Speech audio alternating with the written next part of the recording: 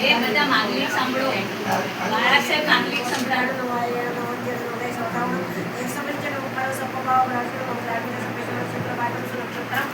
કલ્યાણમ સુમંગલમ ત્રૈલોક્ય હિતમત્રિણમ જીનાનમ એવ શિક્ષણમ આદિવક્તિ વિનાયકમ આદિમંગેશ્વરીમ આદિવક્તિ વિનાયકમ ચંદ્રશેખર સ્વામિનામ સ્તુમ અભ્યતરણી તેજસોચિતમ કર્મ કુર્વતી નમસ્તલ્યમ ભગવતી વાસનાદાશ્રેયસ્તુવ ભક્તિ અંગુકે અંગુકે લપિતરા ભંડાર જે ગુરુભક્તમ સબરી રાજીતમદાતાંજિના નામે લબ્ધિ કામે લબ્ધિના ભંડાર દે લબ્ધિકારક લબ્ધિ શક્તિ લબ્ધિકારક વર્મ શક્તિ લબ્ધિકારક નિપાના સેના કર્મકલે પુના ઓમ નમો જીનાનમ શરણાણમ મંગલાણમ લોકતમણમ રાગની પ્રોણય ગૌરા અસ્યાઉષા ત્રૈટકલામ મુકાય ક્ષુદ્રોપદ્ર સમનાય લોકે નમસ્વા વરિતાન સિદ્ધાનમ સૂર્યમ ઉજ્જાયન સાઉણમ મહાદિત્ય વૃદ્ધિ સમૃદ્ધિ સમેહિતમ ગુરુ સ્વાહા ઉપસર્ગાક્ષરી અંતે ચિદ્યંતે વિઘ્નવર્તય મના પ્રસન્નતાને નિત્યમાને દિનેશ્વરી સર્વમંગલ મંગલ્યમ સર્વકલ્યાણ કારણમ પ્રધાનમ સર્વધર્માણામ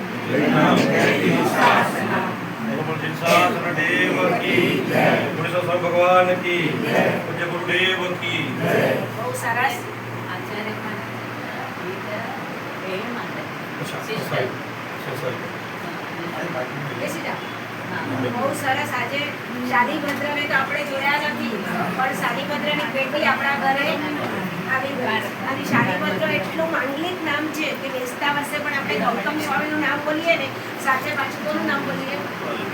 શાલીભદ્રનું નામ બોલીએ. અને શાલીભદ્રનું નામ બોલીને શું કહીએ કે શાલીભદ્રની વૃદ્ધિ મને મળશે.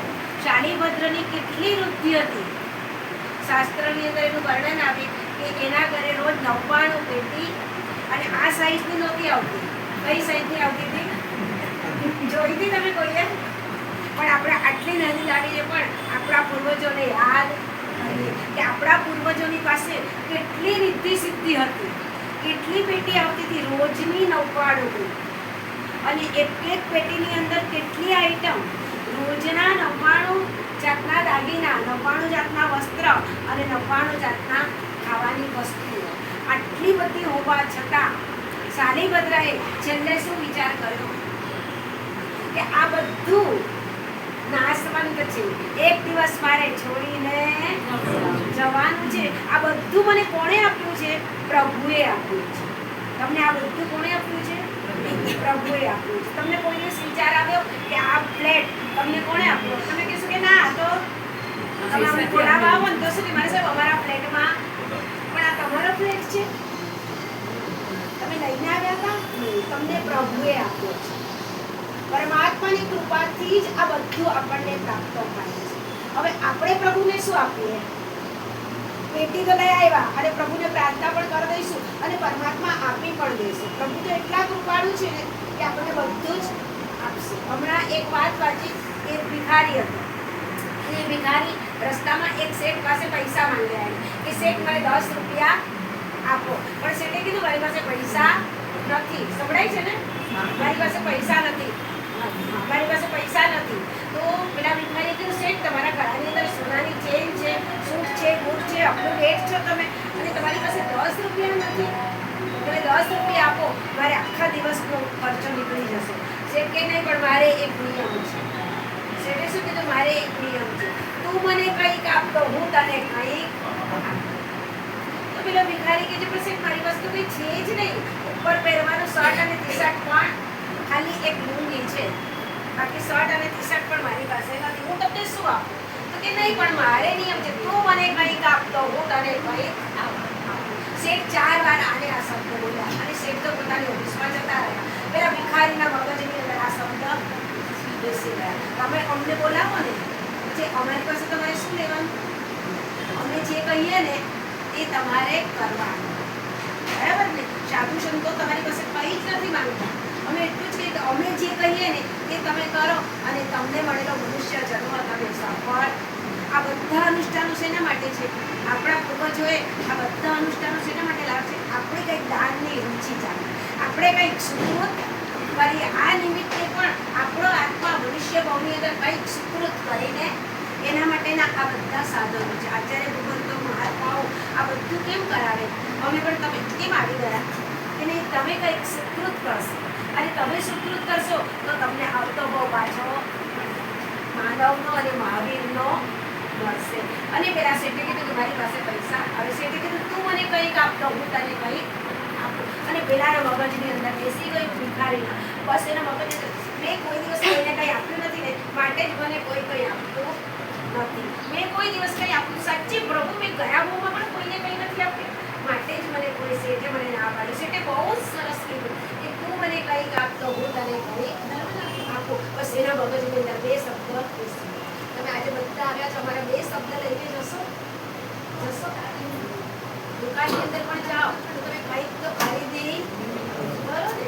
અને પેલા શેઠે પેલા ભિખારીએ વિચાર કર્યો બસ મેં કોઈ દિવસ કોઈને કંઈ આપ્યું નથી માટે જ મને કંઈ મળ્યું નથી. પ્રભુ મેં ગયા બહુની અંદર પણ કોઈને દાન કર્યું નથી માટે મને કોઈ કંઈ આપવું. અને ટેન્શનમાં સાંજ પડી ગઈ છે, હવે ઘરે કેવી રીતે જાઉં? જો 10 રૂપિયા નહીં મળે તો મારી પત્ની શાક અને દાળ લાવશે કેવી રીતે? અને જો નહીં લાવે તો મારા છોકરા ખાશે. તમને કોઈ દિવસ એની ચિંતા થઈ કે મારી છોકરી શું ખાશે? કેમ નથી થયું? આ પ્રભુનો ઉપકાર. અને બિચારાને ચિંતા છે કે 10 રૂપિયા લીધા વગર હું ઘરે જઈશ તો મારા છોકરા અને મારી પત્ની ગભરાટ કરશે, ખાધા પીધા વગર ભૂખ્યા રહેશે. અને એટલો ટેન્શનમાં આવી ગયો હોય અને એ ચાલી કે હવે શું કરું, ઘરે જાઓ કે નહીં જાઓ, જાઓ કે નહીં જાઓ. પણ જવા વગર તો તમે કેટલું પણ કરશો પણ તમારી પાછું ઘરે તો. અને અમે ના નહીં પડે તમે ઘરે જાઓ પણ તમે ઘરે જઈને એક કામ કરો કે જેટલા પાપના કામ કરો છો ને એટલી વાર ખાલી એક નમો હરિયંતાણા બોલો. ખ્યાલ આવે બધાને? એક જ લાઈન. શેઠે શું કીધું?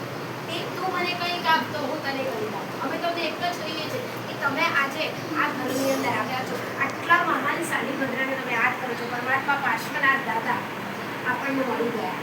હવે આજેથી આપણે એટલું નક્કી કરીએ કે બસ મારા જીવનનું કંઈક પરિવર્તન થવું.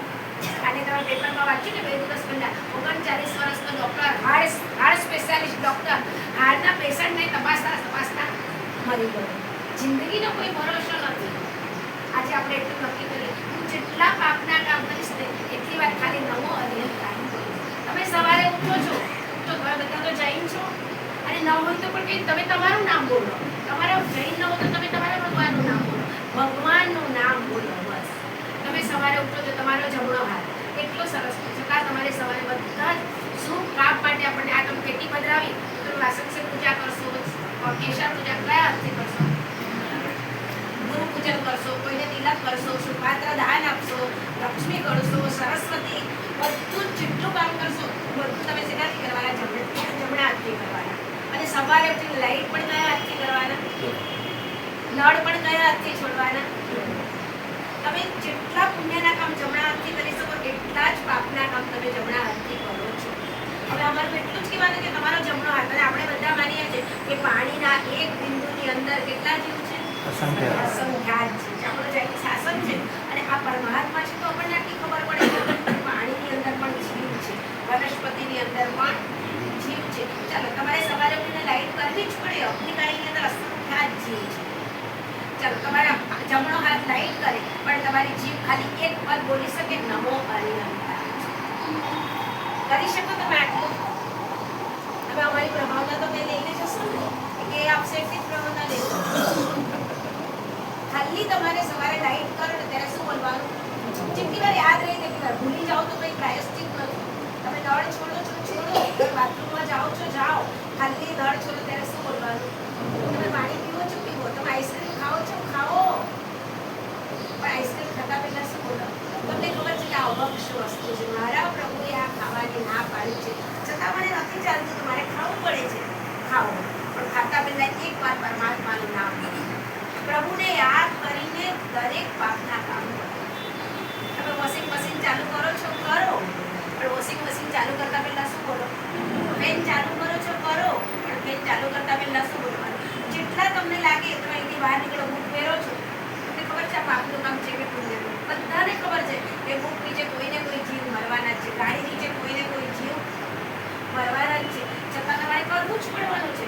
ખાલી તમે ગાડી સ્ટાર્ટ કરો, સ્કૂટર સ્ટાર્ટ કરો, ખાલી એક પદ બોલો. કયું પદ? કેટલા ભાવ પછી આ નમો હરિયંતાણા આપણને મળે છે અને હવે કેટલા ભાવ પછી મળશે એની આપણને ખબર. આજથી બધાએ નક્કી કરવાનું જેટલા પાપના કામ કરીએ તેટલી વાર શું બોલવાનું? બોલશો બધા? આવશે? આવડે છે ને બધાને નમો હરિયંતાણા? તો અને ગુસ્સો આવી જાય તો ગુસ્સો કરતા પહેલા શું બોલવાનું? અને તમારા શ્રીપાળ રાજાને ચા બનાવીને આપો ત્યારે શું બોલવાનું? તમારી ચામાં પણ પરમાત્માનું નામ સ્મરણ જશે તો તમને ડાયાબિટીસ પણ નહીં થાય. પેલા શેઠને એક શબ્દ પૂછી ગયો કે મેં કોઈને કંઈ આપ્યું નથી. શેઠે કીધું બરાબર છે કે તું મને કંઈ કામ તો હું કરી આપ્યું, કોઈને આપ્યું નથી માટે જ મને શેઠ કશું આપતા. અને એ જતાં ટેન્શન આવી મંદિર આવ્યું. અને જેવું મંદિર આવ્યું ને તું એને તો લાવ ભગવાનને